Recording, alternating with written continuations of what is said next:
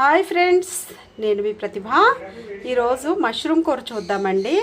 ఇట్లా ఉడకబెట్టుకొని చెప్పాను కదా, మా మేనల్లుడు తీసుకొచ్చాడని. ఆగిలేసి జస్ట్ ఒకసారి ఉడకబెట్టి ఉప్పు పసుపు వేసి తీసుకొచ్చాడనమాట. దాంట్లోకి చాలా తక్కువ ఇంగ్రీడియంట్స్ అండి. కట్ చేసి పెట్టుకున్న ఉల్లిపాయ, పచ్చిమిరపకాయ, మష్రూమ్స్, అల్లం వెల్లుల్లి పేస్ట్ అనమాట. ఏ విధంగా చేసుకోవాలో చూద్దాం. చూస్తారు కదండి, ఉల్లిపాయలు ఈ విధంగా వేగిపోయాయి. అల్లం వెల్లుల్లి పేస్ట్ వేసేసాను.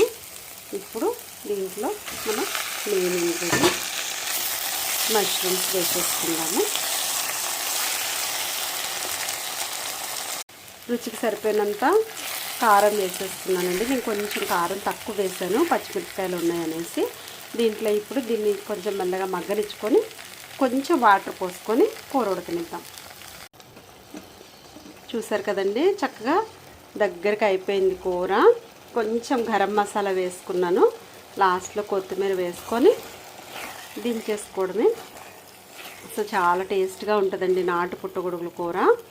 అసలు ఎంత టేస్ట్గా ఉందంటే అంత టేస్ట్గా ఉంది. చూడండి, మీకు కనుక దొరికితే కనుక ట్రై చేయండి ఫ్రెండ్స్. Thank you friends.